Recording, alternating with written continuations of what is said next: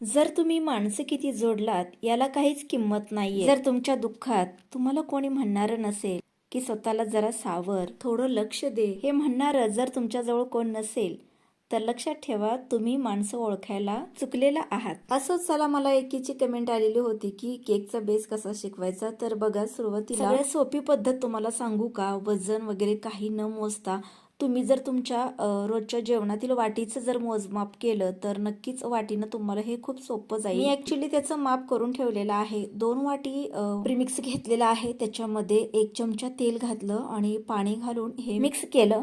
थोडं थोडं पाणी घालत याचं बॅटर तुम्ही बघू शकता किती छान झालेलं आहे. त्यानंतर गॅसची फ्लेम हाय ठेवायची आणि 20 मिनिट कढई झाकण ठेवून अगदी कडकडीत कढई तापवून घ्यायची आहे. कढईमध्ये एखादी छोटीशी प्लेट ठेवायची आहे. केकच्या भांड्याला तेल आणि मैदा लावून घेतलं, त्याच्यामध्ये हे मिश्रण घातलं. 30 ते 40 मिनिटात केकचा बेस तयार होतो. व्हिडिओ आवडल्यास सबस्क्राईब करा.